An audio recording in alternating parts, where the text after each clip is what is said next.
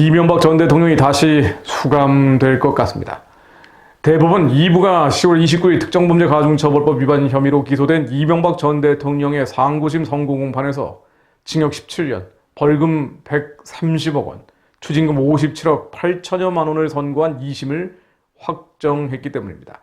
이 전 대통령은 자신이 실소유자로 지목된 자동차 부품회사 다스의 회사 돈 349억 원을 횡령하고 다스의 미국 소송비 119억 원을 삼성전자가 대납하게 하는 등으로 뇌물을 받은 혐의로 기소됐습니다. 이 전 대통령은 대법원의 판결 확정에 따라 형집행을 위해 다시 수감될 예정이고요. 이 전 대통령은 이날 형이 확정되자 입장문을 발표했죠. 법치가 무너졌다. 나라의 미래가 걱정된다고 한탄했습니다. 또 내가 재판에 임했던 것은 사법부가 자유민주주의 최후의 보루라는 기대 때문이라며 대법원은 공정하지도 정의롭지도 못했다고 주장했습니다. 그러면서 진실은 반드시 밝혀질 것이라고 얘기했습니다. 다른 모든 것을 떠나서 현재 권력이 전임 권력의 수반인 대통령 2명을 감옥에 넣어버린 것은 잔혹한 일이죠. 지난 3년간 계속되어온 문재인 대통령의 반헌법 반법치 행태와 2명의 전직 대통령에게 적용된 죄명들 중에 어떤 쪽이 더 무거울지는 세상 법정이 아닌 하늘 법정에서 가려질 것입니다. 또 그것은 후일 역사로 기록되겠죠. 굳이 이 전 대통령의 잘못이 있다면 대통령이라는 너무나 무거운 짐을 짊어진 것일 것입니다. 그는 대한민국 정체성과 정통성의 회복, 국가 정상화의 기회를 잡았지만 소위 중도 실용을 앞세워서 이데올로기 문제를 무시해버렸죠. 그리고 결국 기회를 놓쳤습니다. 2008년 이명박 전 대통령은 최고의 조건에서 임기를 시작했습니다. 압도적인 표차로 대통령 선거에서 당선됐고요. 그해 4월 총선에서는 한나라당이 거의 3분의 2 의석을 차지했습니다. 지방자치단체도 거의 완벽할 정도로 장악한 상태였죠. 그럼에도 이른바 진보좌파가 선동한 광우병 난동이 터지자 기세가 꺾여버렸습니다. 또 이전에 좌파 정권 때 북한 정권의 핵 개발을 도운 증거를 확보하고도 이적 행위에 대한 수사를 지시하지 않았습니다. 박근혜 전 대통령 탄핵 조짐이 보이자 여기 동조하고 나섰죠. 국가 권력의 칼을 쥐고 있을 때 국가 회복을 위해 쓰지 않고 다시 그 칼에 맞는 상황이 돼버린 것입니다. 좌우, 보수, 진보 논쟁이 아니라 국가와 헌법을 지키기 위해서 반국가, 반헌법 행태에 대한 법의 지배를 실천해야 될 직책이 바로 대통령인데 이 대통령의 책무를 이행하지 않은 것입니다. 가장 큰 실책은 천안함 폭침과 연평도 포격을 당하고도 북한 정권에 대해 응징하지 않았던 것입니다. 2010년 3월 26일 천안함 폭침으로 46명의 대한민국 용사들이 목숨을 잃었죠.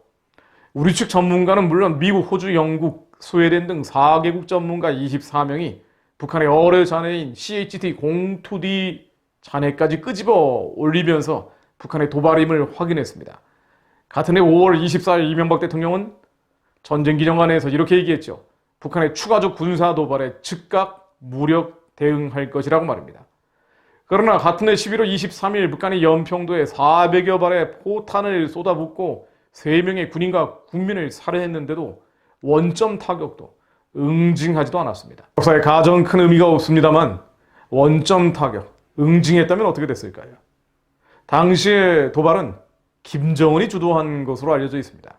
김정일은 사망 1년 전이어서 사실상 와병 중이었고요. 북한의 당은 장성택이 책임지고 있었고 군은 리용호가 책임지고 있었습니다. 장성택, 리용호 모두 김정은이 싫어하는 이들이었고요. 김정은 집권 2년차에 모두 제거됐습니다. 한국이 만일 원점 타격, 응징을 했다면 북한은 확전하는 게 아니라 죽어가는 김정일과 풋내기 김정은, 복심을 품은 장성택과 리용호 등 서로 치고받고 싸우면서 안에서 분열과 다툼이 일어나 북한 체제 자체가 무너졌을지도 모릅니다. 대한민국은 무력 통일이 아닌 평화 통일을 이뤄야 합니다. 그러나 북한의 도발에 대한 국제법적으로, 헌법적으로 적법한 책무를 수행한 결과 빚어질 김일성 왕조의 붕괴는 피해서는 안 되는 것이죠. 그러나 이명박 전 대통령은 이 선택을 피해버렸습니다. 편하게 일하다가 편하게 임기를 마치고 싶었을지도 모르죠. 그리고는 경제 살리는 데만 동분서주했습니다. 참 열심히 일했던 것 같습니다. 그러나 그 열매는 지금 문재인 정권이 다 따먹고 있죠. 이명박 전 대통령에 대해서 많은 기도자들, 국내는 물론 국외에 있는 기독교인들이 이명박 전 대통령은 통일 대통령이 될 것이다 라고 예언했던 기억이 납니다. 아마 이런 기회들을 예견했던 것인지도 모르는데요. 그러나 하나님이 기회를 주신다고 해도 순종하지 않으면 어쩔 수 없죠. 대한민국 대통령은 세계에서 가장 위험한 자리입니다. 정의와 공정을 이루겠다며 복수의 단두대를 휘두르는 자리도 아니지만 경제를 살리는 자리도 아닙니다. 경제는 시장을 건들지 않으면 자연스럽게 돌아갑니다. 망치지 않으면 다행이죠. 대한민국 대통령은 내전 상태인 한반도를 통합하는 자리입니다. 즉 자유민주적 기본질서에 의한 평화 통일이 대통령의 가장 큰 사명입니다. 이것을 위해 대한민국의 정체성과 정통성을 지켜내야 하는 자리죠. 우리는 이 나라의 반역과 무능이 아니라 이 세대를 분별하지 못하고 하나님의 선하고 기쁘고 온전하신 뜻을 알지 못한 채 인간의 열심으로 일하는 사람이 아니라 북한의 구원과 해방, 복음 통일을 이뤄낼 수 있는 진정한 하나님의 일꾼이 대통령이 될 수 있도록 계속 기도합니다. 디모데전서 2장 1절로 그러므로 내가 첫째로 권하노니 모든 사람을 위하여 간구와 기도와 도고와 감사를 하되 임금들과 높은 지위에 있는 모든 사람을 위하여 하라.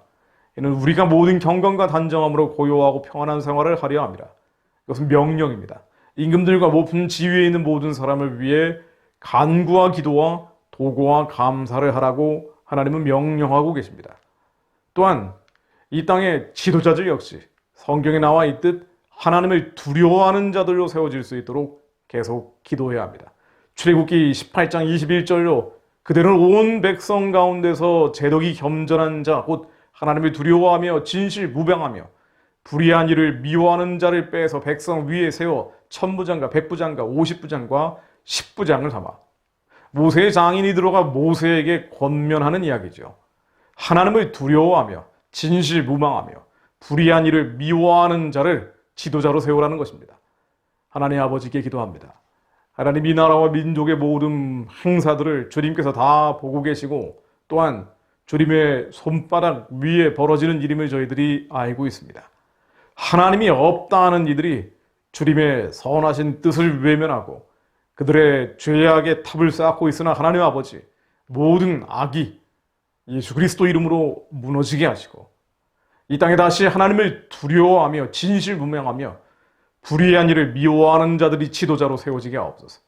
특별히 이 나라의 대통령이 북한의 구원과 해방, 복음 통일을 통한 선교하는 길을 열어내는 하나님의 거룩한 일꾼으로 세워질 수 있도록 주께서 기름 부어 주옵소서. 하나님 저희들의 기도가 절대로 땅에 떨어지지 않고 성령께서 우리의 기도를 도우시며 예수 그리스도께서 하나님께 상달시켜 주심을 저희들이 알고 있사오니 하나님 아버지 저희의 기도한 그대로 이 땅에 재앙이 아니라 평안, 장래일의 소망을 주기 원하시는 하나님, 이 나라의 지도자들과 대통령이 하나님을 두려워하는 자들로 세워지게 하시고 북한의 가련한 자들을 살리는 자, 만주와 대륙을 넘어 땅끝까지 열방에 주님의 거룩한 일을 감당할 수 있는 자로 주님께서 세워주옵소서. 그것을 위해 또한 남은 자들이 기도하게 하옵소서. 예수 그리스도 이름으로 기도했습니다. 아멘.